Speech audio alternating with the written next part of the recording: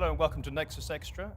For those of you who watch the full program, you'll know Mark Perry and Neda Hashmi, who are with us with Professor Alan Dershowitz and also Malak Shalabi. They didn't get an awful lot of time, so we're going to extend the program in a way and bring you their views now. Mark Perry, a lot of that debate, you were shaking your head, and we didn't get an opportunity to get your opinion on various things. Can we start with what's good for the United States? And is the continued support financially and at the United Nations doing America harm or good? Well, the United States has always had a long and strong relationship with Israel. The question now is whether that should continue. There are strong voices in the American security establishment that think that our close ties with Israel are hurting us across the world, and especially in the Middle East. I know we've had the Abraham Accords and everyone applauded those accords as a kind of way forward on peace. It turns out that hasn't been true. It hasn't stopped the Israeli-Palestinian conflict from rearing its ugly head again and diverting the United States from its natural policymaking in the region. This is an interruption of American security.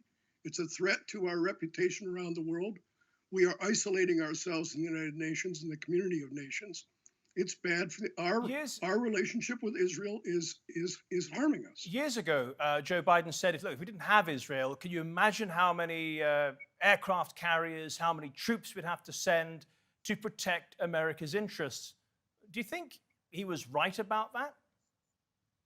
We had a strong and good relationship with Israel during the Cold War, and that relationship served us well during the Cold War. That was 40 years ago now. We have our own aircraft carriers. We don't need Israel. We have our own national security interests, and they've never been subverted by Israel, even during the Cold War. Israel came in second. It's time now to recast our relationship with Israel. They can remain an ally. I don't think that's going to change. The question is, what kind of an ally are they going to be? It's hard for us to point our finger at China's human rights violations at the same time that we ignore Israel's. And that's harming us internationally. Neda, do you think it's time for the United States to start, as the young congresswomen have been saying, to put conditions on the money that's being supplied, the aid that's being supplied to Israel? Well, absolutely yes, especially if the aid and sustenance that the United States is giving to Israel is violating our own values and our national interest. In other words, when the aid and support that we're giving to Israel are used to commit war crimes in Gaza, then absolutely there should be conditions. And what sort of conditions? How would you structure it? So here's your 3.8 billion. In return, we want the following 3 points. We want to guarantee that those weapons will not be used to commit human rights violations, that no U.S. weapons will be used to harm innocent civilians. I mean, those things are very easy to sort of attach conditionality on. And I think if you follow what's happening over the last week, this was actually a discussion in Congress. A couple of weeks ago, the Biden administration sort of approved massive arms sales to Israel, about $780 million in new weapons. This was a subject of debate recently in the Congress, that maybe we need to halt those weapon sales in light of recent events. Unfortunately, it didn't go anywhere, but at least now these questions are being asked, and they're the right questions. But to speak to the broader question, as Mark sort of indicated, no one seriously in the American political debate is suggesting that Israel should be jettisoned or abandoned. What the suggestion is that the United States should simply be a bit more balanced and even-handed in its approach to the conflict. And that would be good for the United States. But to treat the Palestinians with equality. And that would be good for the United States because?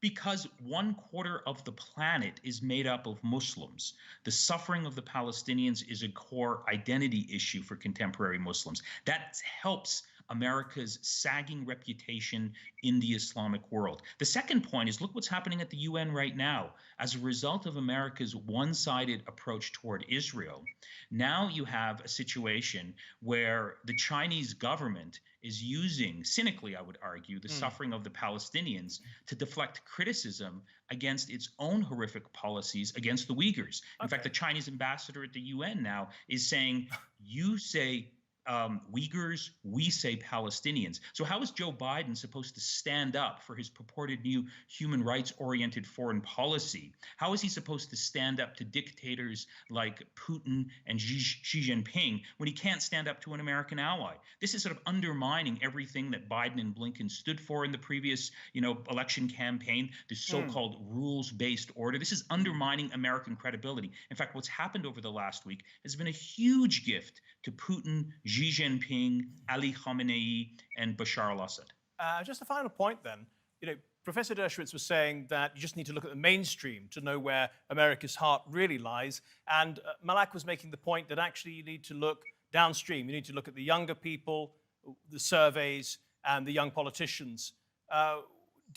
Let's be realistic here and be fair and not sort of project what we would like to happen or whatever. Where is the heart of America right now? If I could just start with you there, Mark. The heart of America is changing. What we didn't hear from Professor Dershowitz, and I think it's an profoundly important story, is that views on Israel are changing not just in the mainstream of America, but in the American Jewish community. Yes, the Jewish community in the United States strongly supports Israel, but younger Jewish Americans do not. It's not that they're pro-Palestinian. It's that they're disaffected with Israel's policies and they're widely questioning it.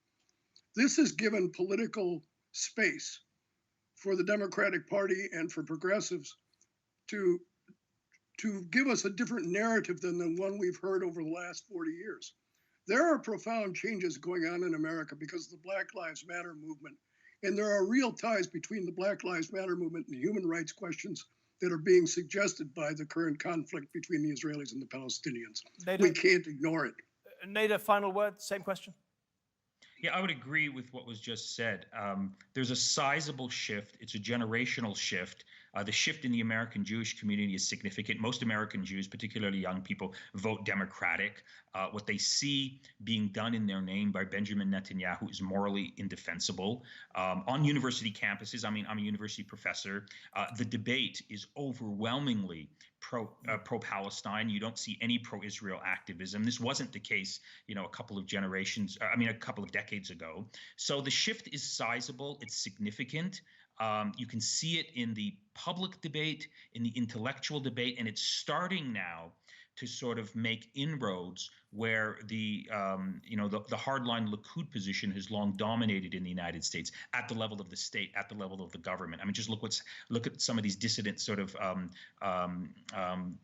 congressmen and women are saying. I think they're reflecting where the tide is headed, where the wind is blowing, and I think that's fundamentally a positive change. And I think fundamentally it will result in a shift in American policy. But that's on the condition that sort of activists and intellectuals and those people who care about a just resolution of this conflict can translate this shift in public opinion into political power. There's many issues in the United States where overwhelmingly the population believes in one position, but the policy debate and the position of the U.S. government is very different. Gun control, universal health care, environmental protection. So that's the big challenge, I think. This shift in public opinion now needs to be translated into political victories at the level of Congress, at the level of the presidential election. That's what's, left to be resolved. Neda Hashmi, Mark Perry, thank you so much for your contributions to Nexus Extra. And thank you at home for watching this. And we are going to see you next week with a new topic. Goodbye. Well, thanks for watching our program. If you liked it, please give it a thumbs up, share it with your friends and family, and even subscribe.